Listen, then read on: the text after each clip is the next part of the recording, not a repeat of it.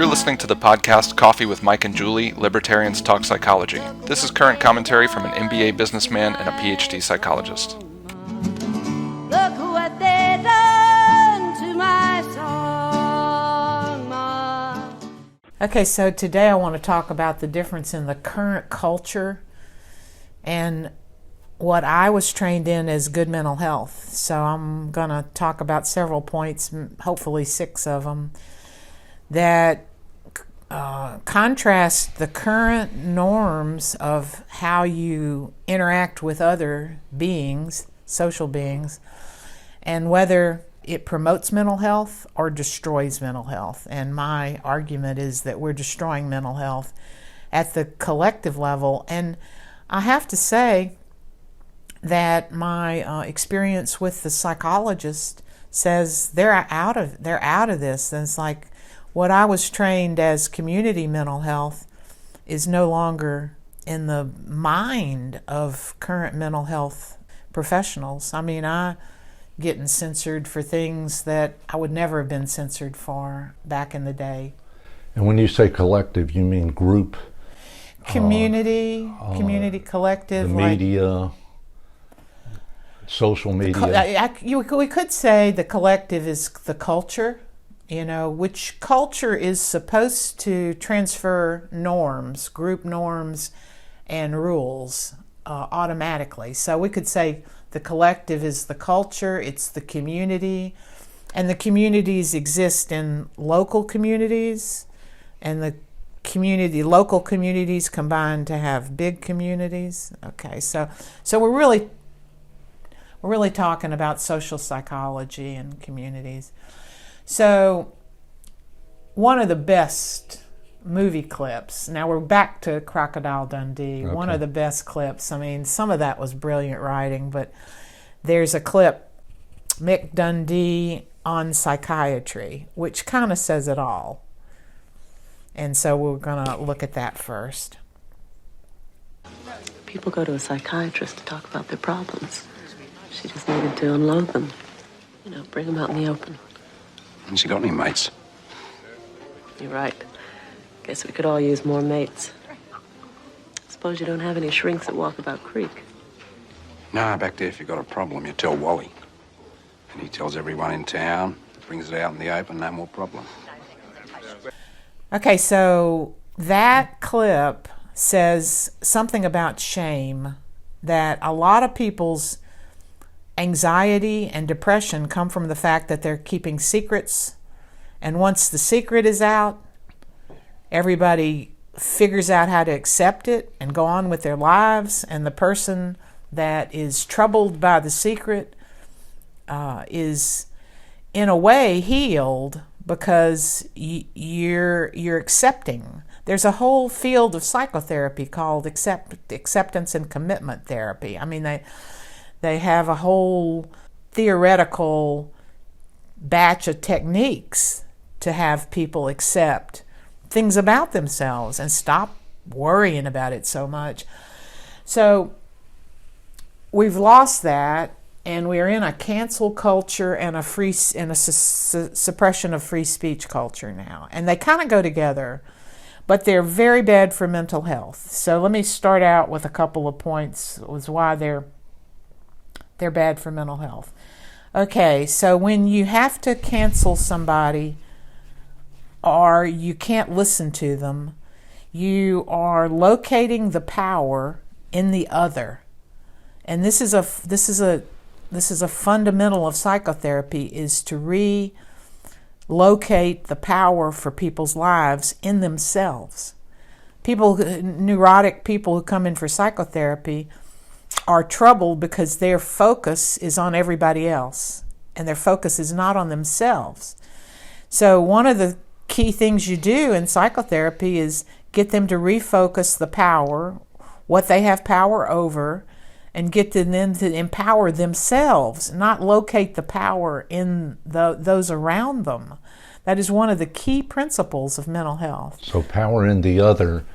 It's the victim. The victim mentality locates power in the other, which brings up a paradox like with African American people. You can't both be empowered and a victim. It's a diabolical trap. So you can't be, oh, I'm a victim and be empowered. It doesn't work that way. Because being a victim gives the power to the other person. Gives the power to the other person. So, I mean, my heart goes out to black people who are struggling with this, because they've got a dilemma. They've got a dilemma. Am I a victim, or am I a grown-up who locates my power for my life, my spiritual, psychological, and financial and physical life with me? Not with others, with me. Not with history, with me. In psychotherapy, what we did, what we were trained to do and what we did is validate the injury and then let it go. But you have to let it go. You can't live your life as a victim. So anyway, so that's one issue. Okay, another issue I see, and I got kicked off the listserv for saying a joke about the board. What you wanted to? The listserv is your colleagues. You always correct me because I'm assuming people are listening. Yeah, they don't know what you're so talking about. I'm in a community of psychologists, and we have a listserv where we talk to each other, and I get kicked off regularly for saying things. The listserv is a way to communicate with each other. It's kind of like email. Okay. Yeah, it's kind of like email, group email. Okay, so yeah. I'm thinking, are people not on listservs? I thought everybody in the world must be on. You're the only one I've ever heard. Have you never been on a listserv? You're lucky.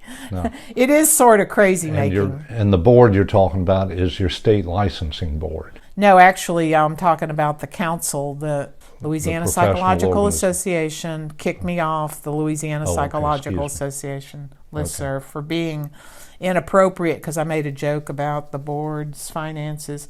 Okay, so a second concept, what we're doing now in our culture is we're sensitizing people to communications rather than desensitizing them. Psychotherapy includes a lot of desensitization because people don't come into psychotherapy because they have no problems. They come into psychotherapy because they feel sensitive to all kinds of things. So we help them desensitize, to not take everything so damn seriously, to not sweat the small stuff, which of course is related to locating power in the other. Mm-hmm. So we always work to desensitize them. I mean, their whole programs, canned programs of psychotherapy that work on the principle of desensitization. I mean, we've found out this works with vets who come back traumatized by their actions in the war. Mm-hmm. You know, that they typically avoid thinking about something, they avoid talking about it, and that causes, we know that causes neurotic symptoms. So desensitization, and what the culture is doing is sensitizing everybody. It's like, I need a safe space. A safe space? What are you talking about, a safe space? I mean, I think the campuses got into safe spaces, and you didn't hear about all that? No, I don't know what that is. You know, safe from somebody saying a word. I mean, this, you know, we were raised with sticks and stones can break your bones and words can never hurt me. We were told to suck it up, and that words are just words. And it's our belief about the word that hurts us, not the word itself. And of course, that's correct. That's the nature of civilization, to turn all of our conflicts into words and arguments, and to get away from anything physical. Okay, so the third one is the victim mentality. I do believe the mental health victim mentality is, you know, I thought, for instance, Twitter's analysis of Trump's, I mean, this could go into desensitization or victim mentality, but Twitter took Donald Trump's tweet, and this is when they booted him off Twitter, when Jack Dorsey booted off Trump. They said that President Trump's statement that he will not be attending the inauguration, they determined that that was a sign that it was okay to commit violence at the inauguration. Wow. So, I mean, that may not be a good example of victim mentality, but they also said the words American patriots is interpreted as support for those committing violent acts at the U.S. Capitol. So I'm not sure that's the best idea of victim mentality. But when we tell people that words have a lot more power than they really have, we're promoting the victim mentality and the sign that power exists, power in words is out there, and we have to avoid it. Avoiding people's words is kind of like you're not adult enough, you're not mentally capable enough, you're not strong enough, you're not mature enough to deal with how people express themselves. You know, I'm thinking of that. And this is definitely all in the feminine versus the masculine. So when I was a kid, there was a show that was really popular. What was the guy's name? That Paladin. What was the actor's name? Real popular. Daddy loved Paladin. Yeah, I can And see that. I've seen a couple of the shows. I mean, they're ancient now. They're still good, though. Well, they're very simple stories. Yeah. And that was in the day where... Those shows only last about 15 minutes. Oh, it's like it was 15 minutes with commercials because they were 30 minutes long. Yeah. Okay, so there's a clip of Paladin, and I mean, he's a man's man. I think he died of lung cancer. Yeah, probably a smoker. Definitely a smoker. All those guys that came out of World War II. Had those good voices because they smoked.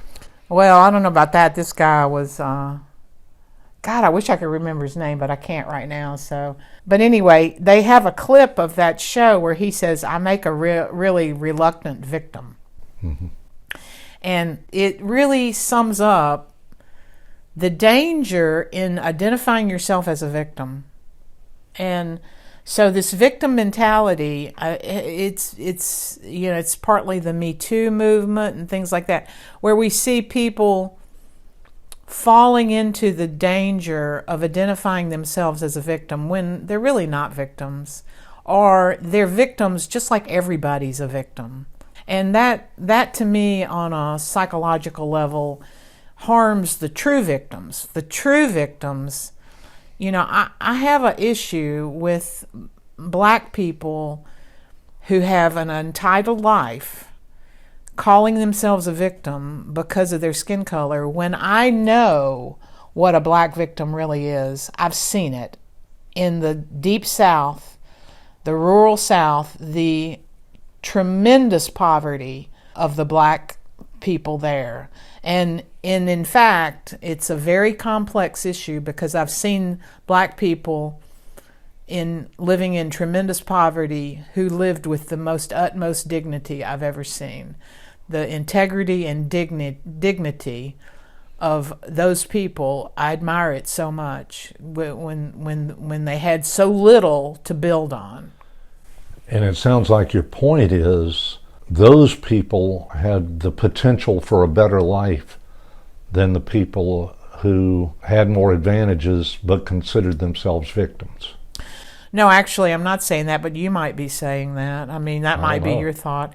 My thought is that the victim banner is very dangerous and should only be reserved for real, true victims. And for someone to pick it up and call themselves a victim when they have been lucky as hell in comparison to individuals who didn't pick up the victim banner and lived with great and undeserved discrimination, but yet lived with dignity and pride and integrity. I mean, that's a complex issue and not to be simplified. The example I've heard you talk about that really is powerful to me is the Me Too movement. and women who see themselves as a victim compared to the victims that you have seen in therapy. Absolutely, and I've mentioned this dramatic and heartbreaking situation. When I hear someone say, you know, that a man touched them inappropriately at work and they feel victimized, my mind goes back to my young client who's gang raped. And I mean, I sat in my office with a young adolescent telling me about being gang raped, and she held it together and I didn't. I started bawling. I couldn't bear her pain, and shame on me, but she was comforting me by the end of it. But the fact of, I mean, that was validation for her. I probably was experiencing her pain because she couldn't experience hers yet. There's a rule in psychotherapy that you don't experience your trauma until you're strong enough to experience your trauma. Your mind won't let you until you're ready. So, I mean, I was a good therapist to her. I'm not saying I was bad, but it really does get to me when people take up the victim banner for what I consider insignificant things, that they should have been more assertive. They should have just simply asserted themselves and everything would have been fine. If they'd have been a little more assertive, then that child's trauma is lessened, because there are real victims in this world and their stories will break your heart. And those people deserve truth and honesty from the rest of us. And so, yeah, that's important. Okay, so the next points I have, 4, 5, and 6, all have to do with suppression of speech and the cancel culture. You know, where people boycott people for their difference of opinion and they suppress a difference of opinion. There are 3 mental health problems with that. Number 1, restricting a person's information. And I'm reminded here of Orwell's Ministry of Truth, where, I mean, everybody knows this is going on, where, okay, so George Orwell, in his 1984 dystopian novel, named the Ministry of Truth, which of course is ironic and backwards, because the Ministry of Truth was tasked with changing history and modifying pictures. So in any dystopian, and I was told, Jake told me that we're in dystopian now in this country, but we just don't know it. And that's an interesting idea. But what does that even mean? Dystopian? What does that mean? Dystopian? Decline, and I think of it as, good point. Dystopian is in decline, gothic, barbaric. I'm not even sure I have it right. But, you know, the movies of dystopia is everything is in decline and everybody's fighting for food. And Hunger Games is a dystopian. I got you. You know, it's just reverted back to primitive society. So the Ministry of Truth, Orwell's Ministry of Truth, was the example was Napoleon did it, Stalin did it. Everybody does it that gets control of the media. And right now, of course, government has control of the media. Okay, I'm going to just finish these last 3 points. That was information flow. So information flow is critical to conflict resolution. And in psychotherapy, a big portion of what people are working on is resolving conflict. They feel that they're not successfully negotiating with other people, and so you help them successfully negotiate with other people. But in order to do that, you have to empower them. They can't be a victim. They have to learn how to be assertive. They have to learn how to understand their own self-deception and when they're being unfair, when they want more. Now, I remember this lady came in one time and she was all pissed off at her boyfriend because her boyfriend was wealthy and she was, middle class, not wealthy. And she complained to me that he wouldn't give her his money. Well, I said, I can't. She's a victim. she's a victim by the sense that he has more. Yeah. And she had pretty good, and he was generous with her, but he wouldn't give her more than he wanted to give her. And I thought, how can I help you solve this problem? You have a problem with him. I can't change him for you. And when I tried to change her to accept that, well, he's a good boyfriend, they had a good sex life, he was generous, but he just wasn't giving her all his money because he had a lot and he didn't hand it over to her. What am I going to do about that as a psychotherapist? I said, you can negotiate, but I suggested to her not to nag the hell out of him because then he'd walk. Because he'd get tired of being told that he's not good enough. So she didn't like that. She left my care in one session, which was fine with me because I didn't, then you get into the situation of this woman does not have a mental health problem. Her insurance would cover it, but it's not really ethical for me to file that. I mean, she was in distress enough to have a distress, but that's another racket. We can talk about that another time.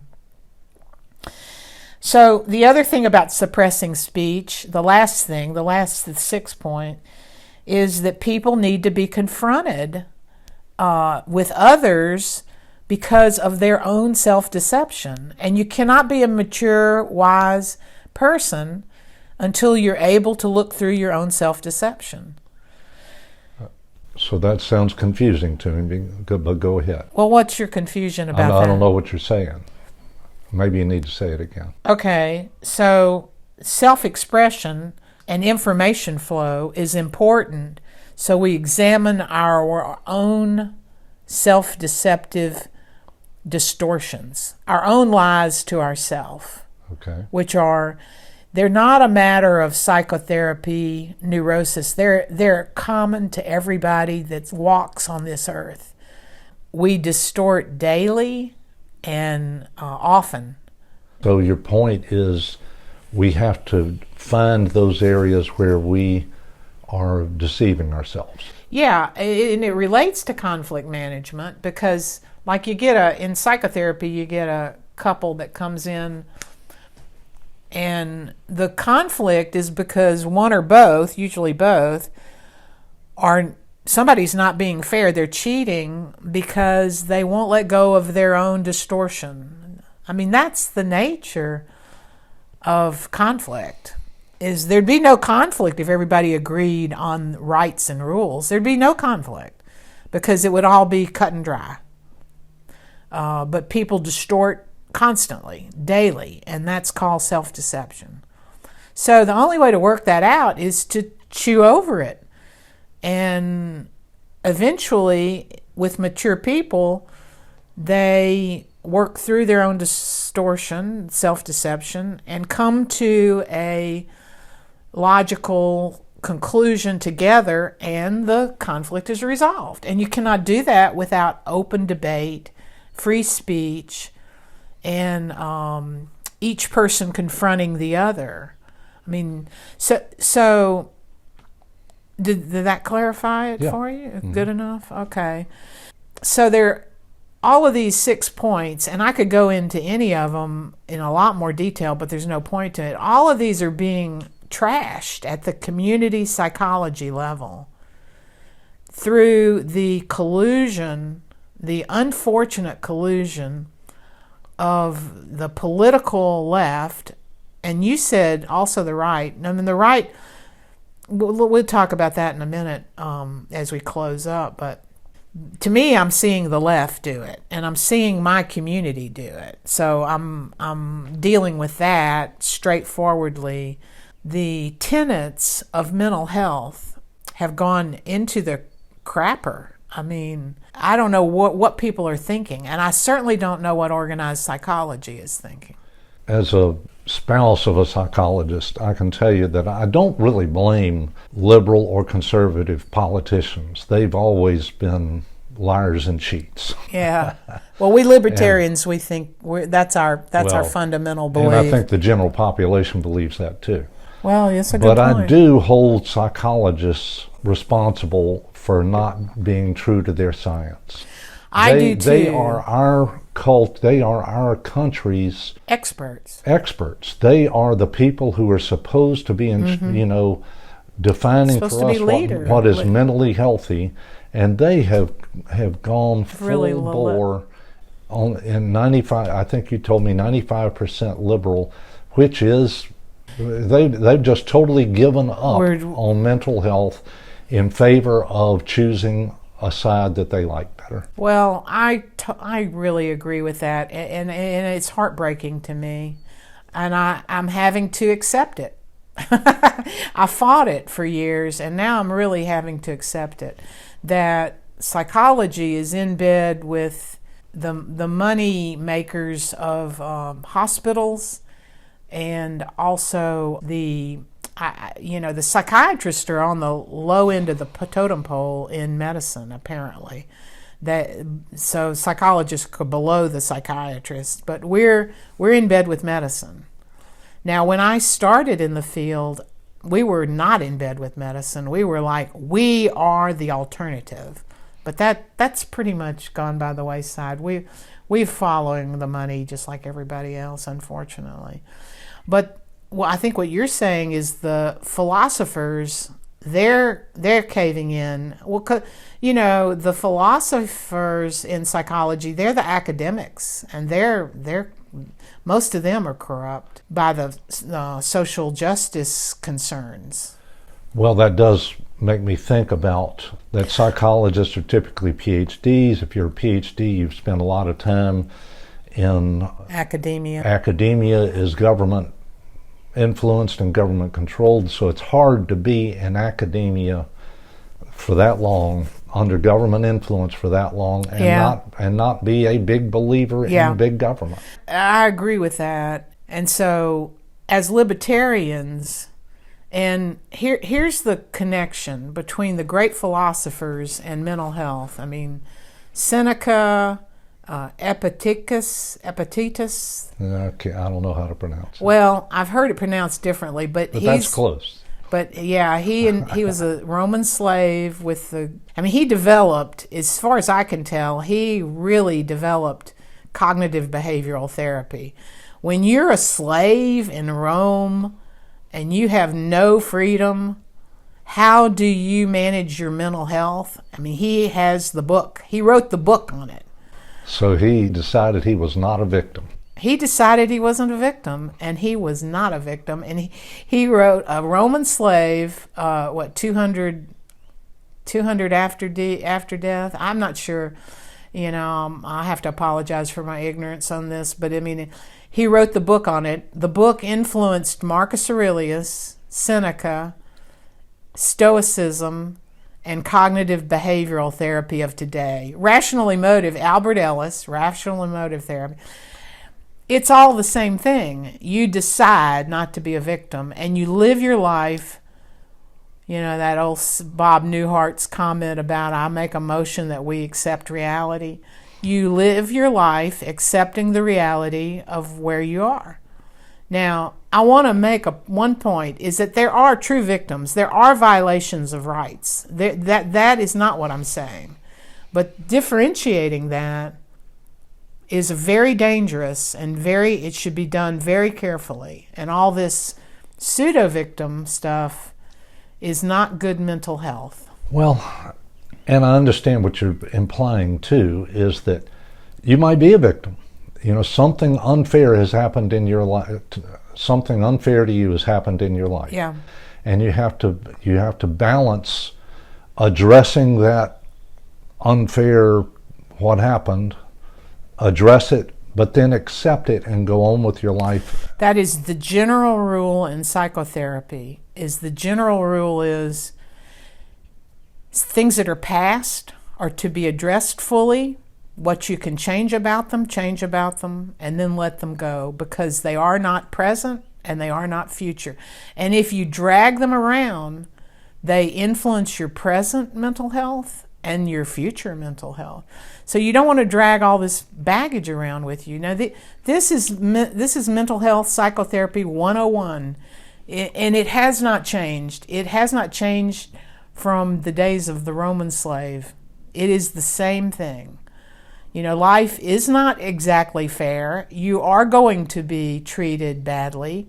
But now that gets into the true victim. So we're looking at the game. I'm kind of trying to talk about the difference. When I was a clinical psychologist practicing as a clinical psychologist, it was up to me to decide and help my client whether they're a true victim, whether they're a gray area victim, or whether they're a pseudo victim. That is a judgment call, and sometimes it's kind of hard. I think this topic is interesting for me as a redhead, because as a redhead, I'm telling you, we redheads are perceived as being a little different and being a little less than. That's discrimination you're talking about. So that people discriminated against me because I was redhead. What did they call it? The redheaded stepchild. And they joked about it. They'd joke about it right in front of me and then say, oh, I'm sorry, you're a redhead, aren't you? I mean, they'd give you grief. They'd show for being prejudice. They would show prejudice against redheads, and I saw it and I felt it. But consistent with what you're talking about, early on, I mean, I've been a redhead all my life, so early on I learned to accept it and just try to compensate. You overcame it, obviously. To overcome it. This dire, terrible racial problem you have been dealing with, dealing with your whole life. You somehow were able to overcome it. That's right. Yes, my heart bleeds for you. I can tell I wouldn't have had to. I shouldn't have gone to you as a therapist with my redhead. I have to say, I never had a person come and said, "I am a victim because of my hair color." Well, let me just say that your brother died of melanoma, and that goes with that hair color. So we all are dealt a certain deck. That's right. Now, I'm going to say, to wrap up, that the reason this is important is because we need a cultural mental health cleansing. We need to go back to good mental health in our communications and our culture and not promote bad mental health. But as libertarians, we also address the fact that we're all individuals. We all have strengths and weaknesses. We all have hurts and pains and things that don't work, and we all have things that do work. And as a libertarian, we might want to make the best of everyone's potential. And that is the solution, and the best solution we have to being a redhead. Well, you made a lot of yourself coming from your redheaded background. Okay, I appreciate that. Let's use this like a fairly important business owner and the what was it, the captain of the swim team at the college at the Louisiana. Yeah, so it's definitely a joke that you were discriminating. It is a joke, but I'm telling you, I took it seriously. You're gonna stick on the victim. Well, I'm just saying that at some point in my development, I saw it as the other person's problem and not really my problem. Well, how old were you when you finally figured that out? I don't know. I was young. That's the correct developmental. I mean, in this case, it's clear. Yeah. It's clear. You don't have anything to gripe about. Listen, you're a white and you're a male, That's so right. you don't get to gripe I've about had plenty anything. of advantages. This is a joke. This is a joke. Let me just make sure all the psychologists that are listening, this is a joke. Don't ban me for this. This is a joke. Well, I'm telling you, there's some truth to this. It's a good. Go ahead. I still have a hard time believing that, but it is a good example of how people can say, I have a problem because somebody didn't like me. There's a group of people who don't like me, and therefore I'm a victim. It is a great example of that. Mm-hmm.